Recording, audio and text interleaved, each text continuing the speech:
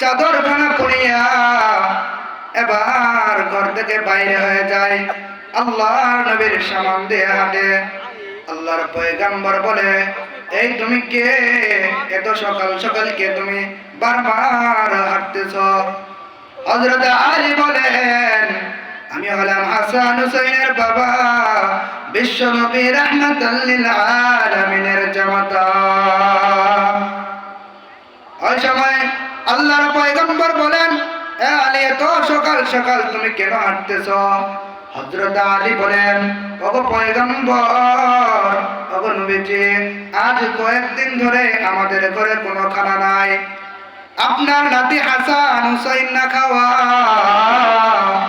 আপনার মেয়ে ফাতেমা না খাওয়া। আল্লাহর পয়গম্বর আলীকে বলেন, আলী এই দিকে যাও, একটু সামন দিকে যাও। যাওয়ার পর তুমি একটা খেজুর গাছ দেখতে পাইবা। খেজুর গাছকে যে বলো, আল্লাহর পয়গম্বর আমাকে খেজুর দিতে বলেছে, খেজুর গাছ তোমাকে খেজুর দিয়ে দেবে। এবার হযরত আলী যখন খেজুর গাছের কাছে যান, হযরত আলী যে দেখে খেজুর গাছটা মৃত, খেজুর গাছটা মরা।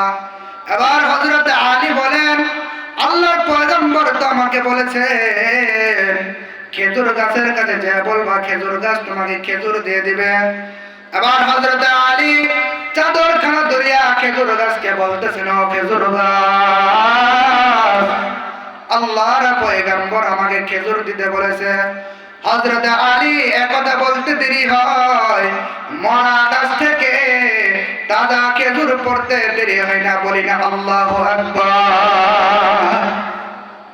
এদিকে আল্লাহর পয়গম্বর ফাতেমার বাড়িতে রওনা। বাড়িতে দরজায় যখন লক করতে লাগেন, হযরত ফাতেমা বলেন, কে? আল্লাহর পয়গম্বর বলেন, আমি তোমার বাবা। বলে, দরজা খোলো। হযরত ফাতেমা বলে, গো বাবা, আমি যে দরজা খুলবো সেই পরিমাণ পরিবেশ আমি ফাতেমার কাছে নাই। আমি যে দরজা খুলে আপনার সামনে যাব। আল্লাহর পয়গম্বর বলতেছে, মা, আমি যেহেতু আসছি তোমার সাথে দেখা না করে যাব না। এবার আল্লাহর পয়গম্বর দরজা দিয়ে একটা চাদর দেন। হযরত ফাতেমা চাদরটা পরিধান করে এবার দরজা খুলে দেয়।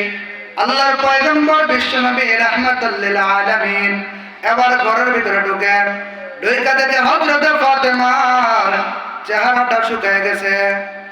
এবার বলতেছে, বাবা গো, আজ কয়েকদিন ধরে আমাদের ঘরে কোনো খানা নাই।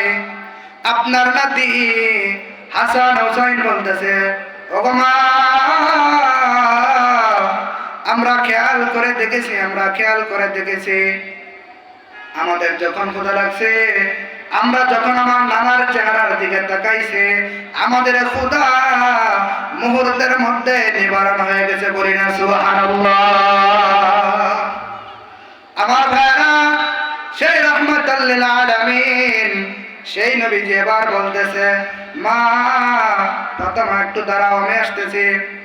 আল্লাহর পয়গম্বর একটু সামনে চলে যায়। যাওয়ার পরে দেখেন একটা খেজুরের বাগান।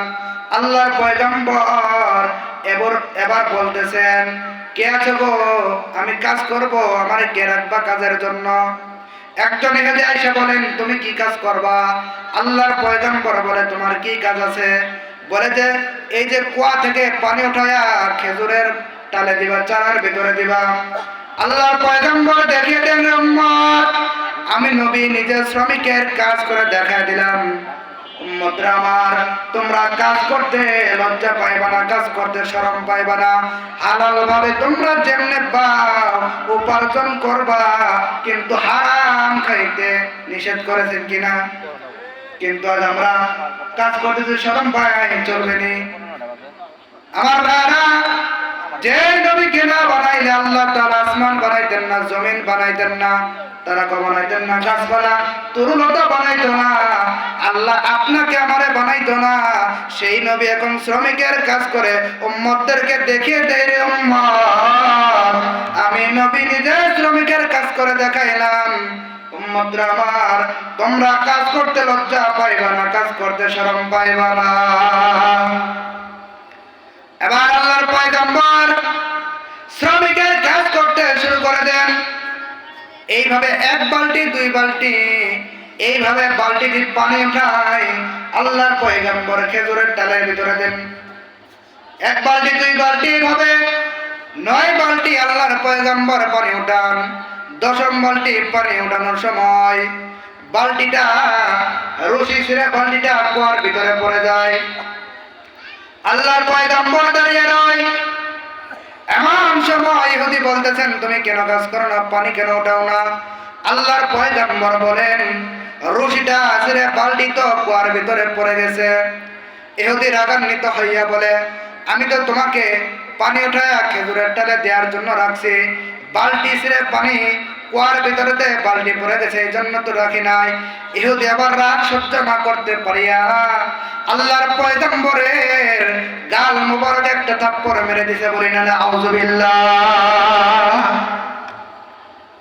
আল্লাহর পয়গম্বর আবার ইহুদির হাতখানা ধরিয়া বলেন, ভাই, আমি যদি কোনো অন্যায় করে থাকি, কোনো ভুল করে থাকি, তুমি আমাকে মাফ করে দাও।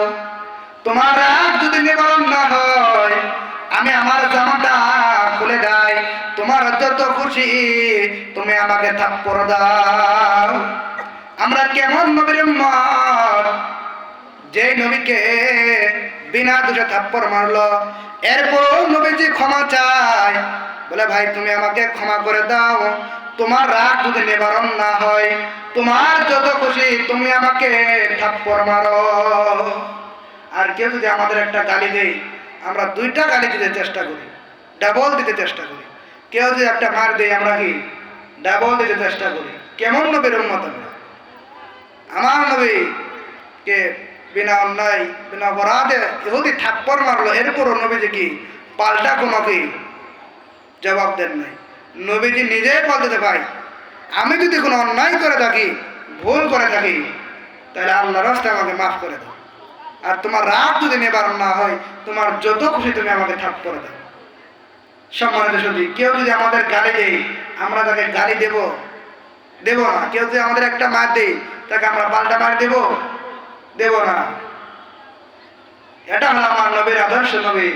নবী সাল্লাল্লাহু আলাইহি সাল্লামের কেমন আদর্শ ছিল, আর উম্মতদের কেমন আদর্শ। এবার নবীজি বলতেছে, আমি তো তোমার 9 বালতি পানি উঠাইছি, এর বিনিময়ে আমাকে দিয়ে দাও। বলে না, আগে দেওয়া যাবে না, এই বালতি উঠায় দিতে হবে। তখন আল্লাহ পাক রব্বুল আলামিন বলেন, নবী আপনি কোনো চিন্তা করবেন না, বালতিতে হাত দেন, এই কুয়াতে হাত দেন, বালতি তুলে দেওয়ার দায়িত্ব আমি আল্লাহ। নবী সাল্লাল্লাহু আলাইহি সাল্লাম যখন হাত দেন, বালতিটা উঠায় দিলেন। এবার ইহুদি নবী সাল্লাল্লাহু আলাইহি সাল্লামকে খেজুরগুলো দিয়ে দেন। নবী সাল্লাল্লাহু আলাইহি সাল্লাম এবার বাড়িতে চলে যায়। এদিকে ইহুদির শরীরে জ্বালা যন্ত্রণা শুরু হয়ে গেছে। ইহুদি বলে, আমি কাকে থাপ্পড় মারলাম? ইহুদির শরীরে জ্বালা যন্ত্রণা শুরু হয়ে গেছে। ইহুদি সহ্য না করতে পারে, তিনি ভাবলেন যে কি, যাকে আমি একটা থাপ্পড় দিলাম,